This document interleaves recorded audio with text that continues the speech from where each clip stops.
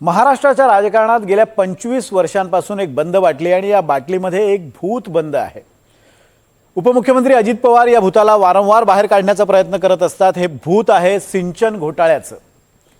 म्हणजे या महापालिका निवडणुकीची सुरुवात सुद्धा अजित पवारांनी या सिंचन घोटाळ्याच्या आरोपावर भाष्य करत केली आणि या महापालिका निवडणुकांचा प्रचार सुद्धा अजित पवारांनी याच सिंचन घोटाळ्याच्या मुद्द्यावरून बंद केला।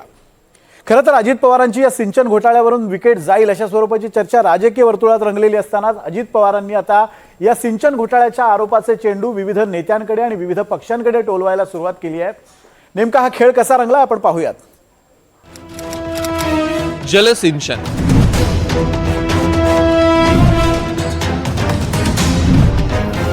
या खात्याच्या फायलीमध्ये बरीच भूत लपली आहेत। त्यातली भूत हल्ली अजित पवार एक एक करून बाहेर काढतात। अजित पवारांनी या महापालिका निवडणुकीत भाजप विरोधात ओपनिंग बॅटिंग केली ती याच सिंचन घोटाळ्यावरनं। अजित पवारांनी थेट सांगितलं, ज्यांनी माझ्यावर सिंचन घोटाळ्याचे आरोप केले त्यांच्या बरोबरच मी आज सत्तेत आहे ना। बर उद्याच्याला गुन्हा कुणावर झाला तर गुन्हा सिद्ध व्हायच्या आधीच तो दोषी असतो का? असतो? तुम्हाला माहितीये माझ्यावर 70,000 कोटीचा भ्रष्टाचाराचा आरोप झाला ना। जल्दी जल्दी केलं तर सगळ्यांच्या बरोबर मी सरकारमध्ये आहे ना, आहे ना।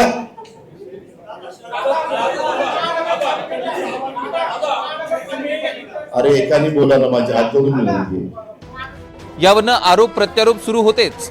तोच निवडणुकीचा प्रचार संपता संपता अजित पवारांनी सिंचनाची दुसरी फाईल बाहेर काढली। या फाईलीवरूनही अजित पवारांनी निशाणा साधला तो भाजपवर। अजित पवार जलसंपदा मंत्री होण्याआधी सत्तेत असलेल्या युती सरकारनं पार्टी फंडसाठी पुरंदर जलसिंचन प्रकल्पाची किंमत वाढवल्याचा थेट आरोप अजित पवारांनी केला। महाराष्ट्र कृष्णापुरे महामंडळ माझ्याकडे दिलेलं होतं। त्यावेळेस तुम्हाला आठवत असेल 5 जिल्हे आणि थोडासा धाराशिवचा भाग आणि थोडासा बीडचा भाग ते त्या महामंडळात येत होतं। त्याच्यामध्ये तुम्हाला अजूनही मी रेकॉर्ड दाखवीन, फाईल काही केलेलं नाही। त्यात पुरंदर उपसा सिंचन योजना ही 330 कोटी रुपयांची झालेली होती। मी आल्यावर ती रद्द केली। पुन्हा त्याच्याबद्दल काही अधिकाऱ्यांनी सांगितलं, दादा ह्याच्यात गडबड आहे, आणि मी त्याचा पुन्हा नवीन एस्टिमेट करायला सांगितलं। पत्रकार मित्रांनो 220 कोटी झालं, 220, 330 आणि 220। मी नंतर अधिकाऱ्याला विचारलं, अरे 110 कोटी रुपये कसे काय वाढले? ते म्हणले, आम्हाला सांगण्यात आलं की आम्हाला पार्टी फंड पाहिजे म्हणून त्याच्यात 100 कोटी वाढवण्यात आले, आणि मग हे 100 कोटी वाढवत आहेत म्हणून त्या रिटायर झालेल्या अधिकाऱ्यांनी सांगितलं की आमच्याही लोकांनी 10 कोटी वाढवले।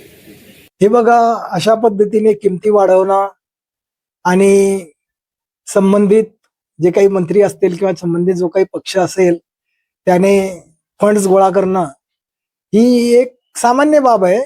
आणि बरं झालं की अजित पवारांनी स्वतःच्या तोंडाने हे सांगितलं की सरकारमध्ये सिंचन खात्याचे मंत्री, सिंचन खातं ज्या पक्षाच्या ताब्यात आहे तो पक्ष अशा पद्धतीने।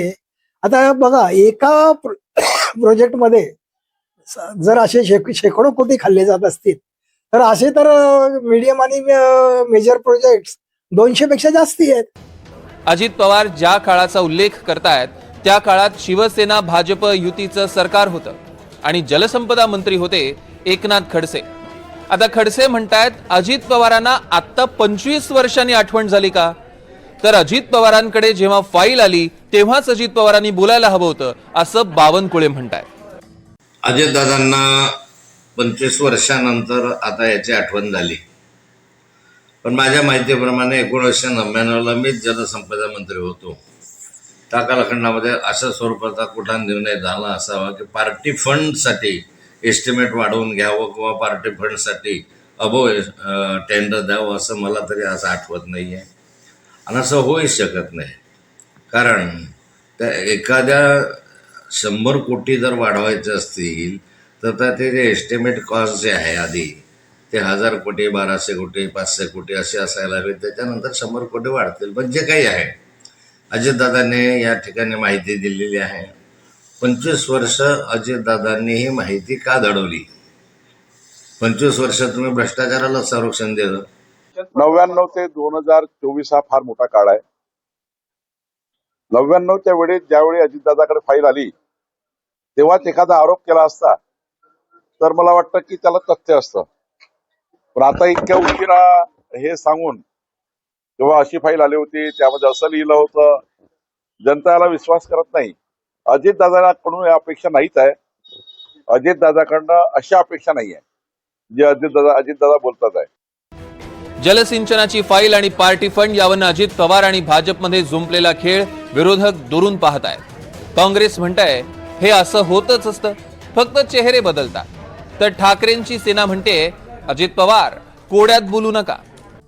जर अजित पवार सांगतात की माझ्याकडे एक फाईल आहे, एक फाईल आली, ती कसली आली, तुम्ही अर्धवट बोलू नका आणि कोड्यात बोलू नका, तुम्ही कोडी टाकू नका आम्हाला, रिडल्स इन फडणवीस गव्हर्नमेंट, बरं का, तुम्ही आम्हाला कोडी टाकू नका.